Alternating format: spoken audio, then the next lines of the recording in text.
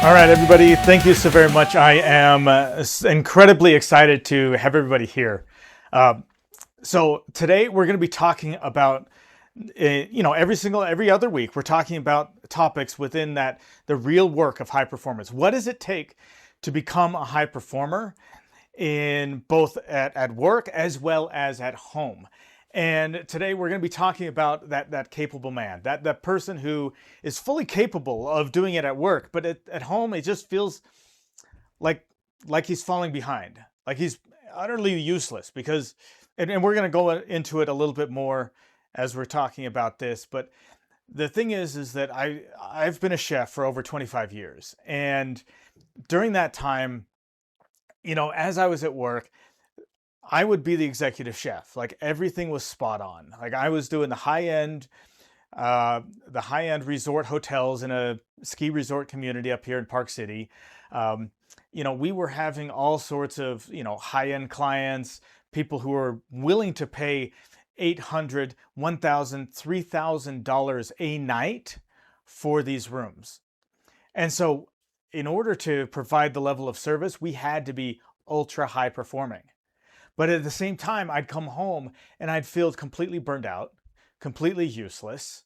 Like, I had no energy, and I've got 4 kids and they're starting to grow. And so that aspect right there, that was what I was living with.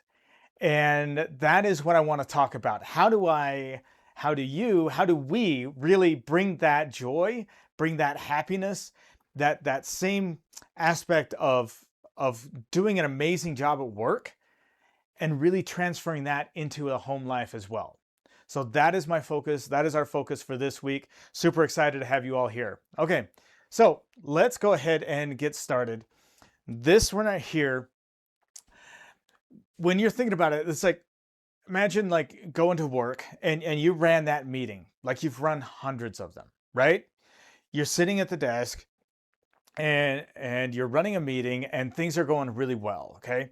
You got your presentation ready to go.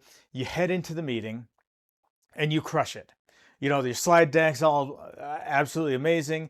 The questions come up. You're able to answer every single one of them.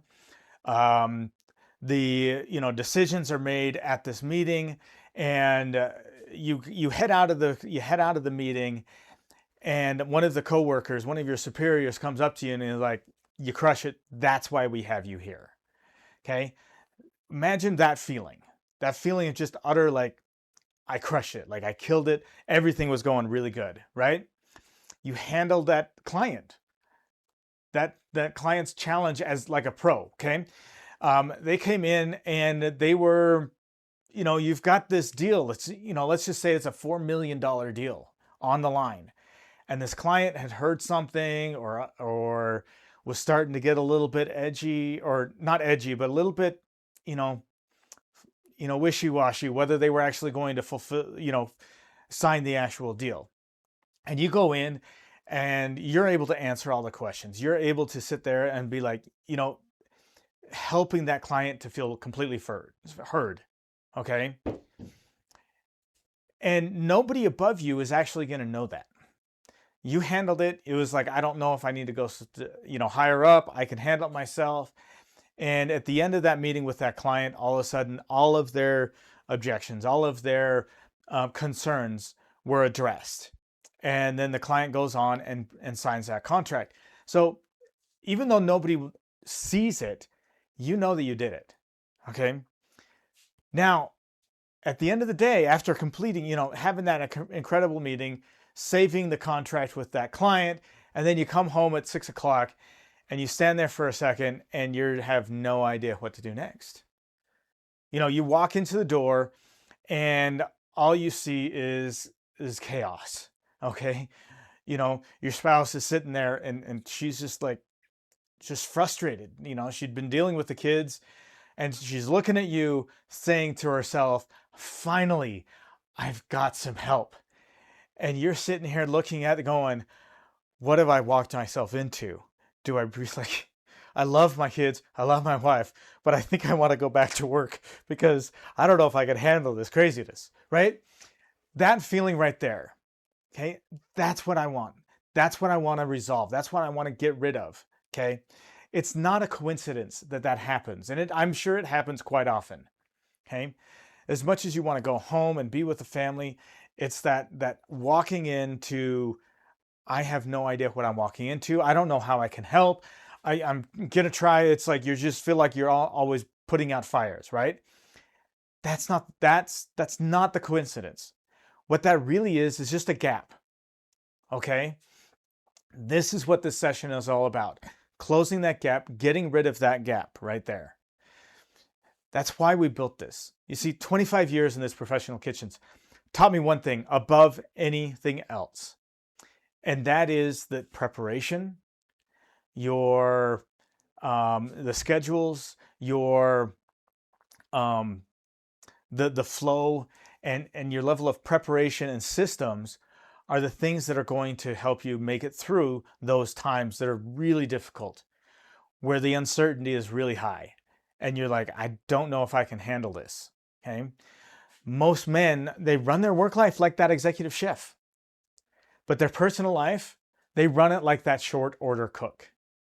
So we're naming that right here. That's what it's also all about. Okay. Now, I don't want you to think about this as being, this is who I am. Okay. That's not the version that you're telling yourself right now. Okay. We need you to switch that and move it on to the next version of you, of who you are capable of.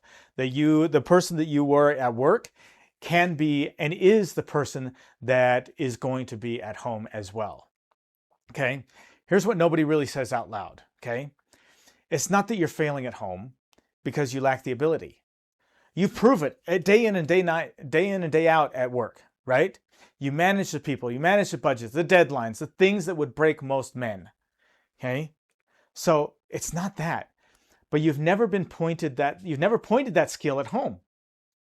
And it's not on purpose. It's because you're just thinking like, that's a completely different type of people. It's a completely different type of environment. But I'm going to explain this to you right during the session, is that you tweak a couple of things in the way that you're thinking about it. And you can start applying those principles at home. Not saying that you're going to treat your kids like your employees, okay? Or your spouse like your upline, your manager, your reporting, the person that you report to. No. We're going to tweak some things. I'm going to tell you a couple of things that you can do to change that dynamic that happens as you are entering the door, as you are entering home at the end of the day. That's the gap. It's not the effort. It's not the love. It's really the direction that you're thinking of right now. So I want you to really understand this. You're not incapable of doing this. The fact that you do it at work proves that you are fully capable, okay? It's just that you're unaimed. You just don't know which direction to go. At work, it's in the culture. It's in the SOPs. It's in everything that's designed. You show up to work and there's a manual for you. Some people are like, are you sure? Right? But there's a manual for you. There is a very distinct career ladder that you can go to. And at home, when was the last time you saw this is the career ladder that you have to become, a grandpa, right? There's nothing like that, go from son to grandpa in these many steps, right? There's no book that actually says that kind of stuff. We just don't know, okay? Now, if we treated that home repair, that, something that's like honey-do list, right? That home repair the same way that you treated your $1 million contract, with the same care, what would that look like? I want you to ask yourself that question right now, okay? You care deeply. What would that look like if you handled that home repair the same way you did a $1 million contract? What if you focused on your children the same way you focus with your mentees? How would your kids look at you at that point? If you were present at the kitchen table like you are during contract negotiations, how would your family feel? Would they feel seen, heard, understood, excited? Okay? That's what I want you to start thinking about as we're going through these. Those 3 questions What if you started, taking that same amount of effort and determination and love and focus and presence and put it into the family? I'm going to show you how to do this. Okay. So think about it this way. It's now Tuesday night. You got through Monday. Holy cow. It's like something happened over the weekend. Now Tuesday, you're starting to try and put out all of those fires. Okay. And you get through the end of the day of work that day and you're heading home. You're physically there. But what are you thinking? You still feel like a guest in your own house because you're still at work. You're still thinking about all the stuff that goes. No, your wife, she knows the schedule. She knows what time the kids need to go and all this kind of stuff, who has practice, what's due, what's needed. And you're just standing there like, how can I help? Just waiting to be told. Okay. It's almost the same way as a new line cook waits for direction. Instead of just knowing what they need to do. Okay. It almost feels like that, right? It's like we get to Sunday night and we think about the weekend and what happened the past week. And we're like, this week's going to be different. We make that promise every single week. This week's going to be different. But by Monday morning, you're just back at that meeting, and you're sharp and you're moving and everything's going well at work. Okay. But the man who shows up at work and the man who shows up at home, they don't tend to be the same man. So again, some part of you already knows this. Okay. So one of the rules in the chef's code that I have is rule number 2, and that is taste everything. Now, the concept behind this rule is this. Okay. As a chef, if you're going to put out your dish, what is the thing that people care most about? How it tastes, right? They want it, if it's got to taste good. Like, I don't care how pretty it is or how elaborate or colorful or the presentation or the atmosphere. If you sit down, you're there to eat and you're going to put this into your body. And if it doesn't taste good, then the whole night is ruined, right? That's the whole point. How do chefs get to that point? And how can you, as a father, get to that point as well for your kids? So, in a kitchen, you don't just assume that the dish is right. You taste it every time. You can't improve what you don't honestly evaluate, right? So as a chef, you're tasting things before it even comes out. Before you even start making it. Is the stuff that you're putting into this dish taste good? Is it of good quality? Then, as you're making it, you're tasting it to see the progress.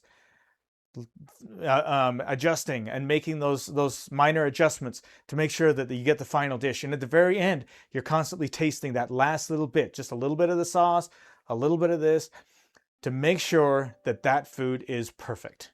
Okay, you've never honestly evaluated your own performance as a father. And again, it's not that we don't care about being a father, okay, but here's the thing: it's like, there's no fires going on. There's no blow-ups. Nobody's complaining. So you tell yourself that you're fine. Okay. Things are going well. I'm not saying like you go home and the entire house is a mess and everything like that. No, your house is doing really well, but you've told yourself you're fine. But at the same time, that's not really an evaluation. That's just really avoiding looking at it and wearing a calm face. See, what we strive for, our human desire, our human drive, is to feel completely competent. The need to feel skilled and capable in areas that matter most to us. You feel it fully at work, okay? But your kids may not experience your competence. What they want, what they care about is your presence. Or do they experience the absence of it? So the most capable man that they know is the hardest one to actually reach sometimes. It may be because we're too focused on what's going on at work. It may be that we are just tired from the stresses that happen at work. It may be that you've got some, pressing things at home that you don't want to pass on that to the kids. And so that ability to really be fully present for the kids, sometimes the person that they want to connect with the most is the one that we're actually hiding from them. Okay. And so what happens is another year goes by. You get better at your job, but you stay exactly the same as a father. That gap doesn't close. It just gets a higher ceiling. And you see, I'm clear up here as a job, but yet as a father, I know that I should be up here, but I feel like I'm right here. Okay. The season is not the ending. The kids are not waiting for you to figure this out. They are going to continue to grow.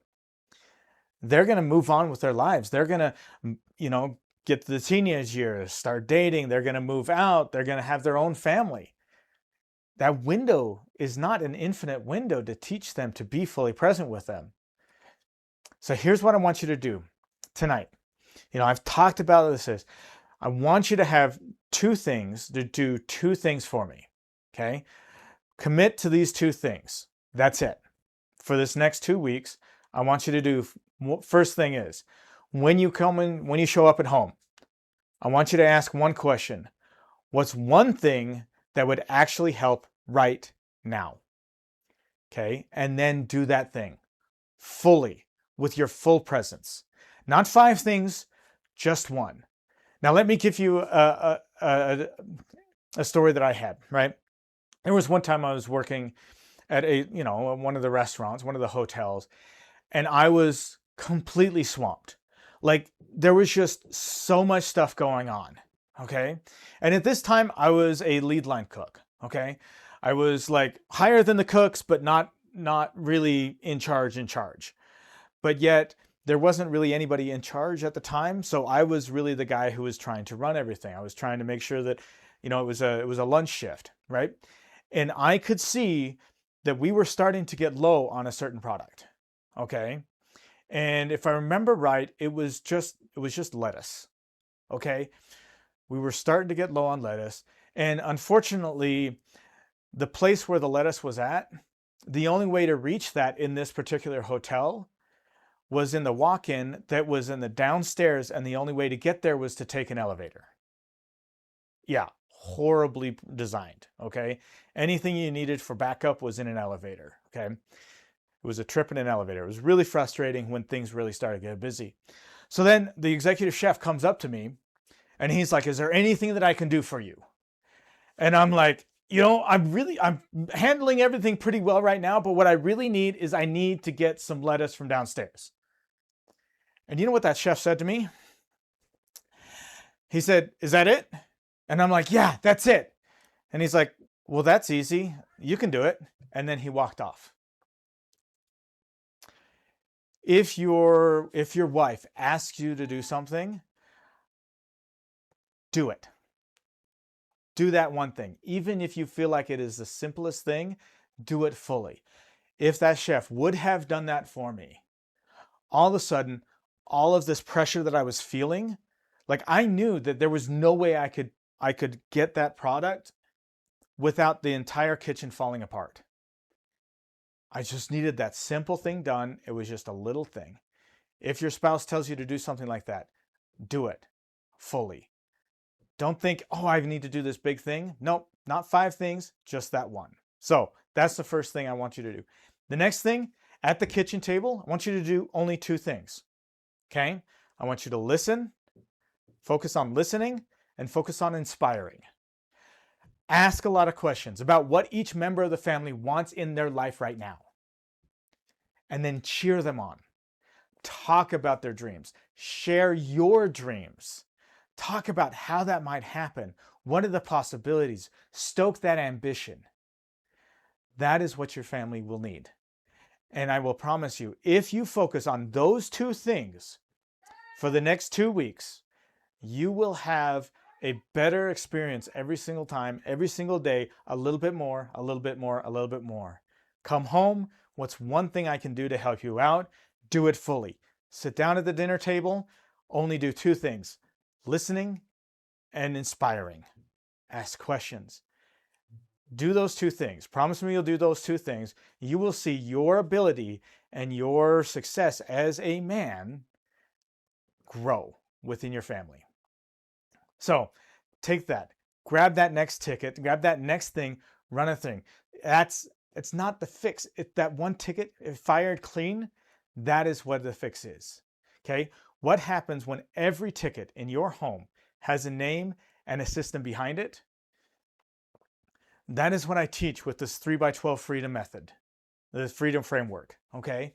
I teach you how to implement these little systems into your life at home as well as at work, so that every single thing that you're doing has a system behind it, has that accountability behind it. I'm there, I can be there to help you out at every step of the way. I have the system, I have the framework to help you, guide you, and teach you so that you become that fully capable man at home. So thank you so very much, everybody, for coming. I really appreciate everything that you've done. And I do what I said when it's hard, when no one's watching, I stand tall. Bodies first and goods locked. I don't bend, I don't stall. My word is weight, my name is clean. Consistency carved in stone. Trust is earned.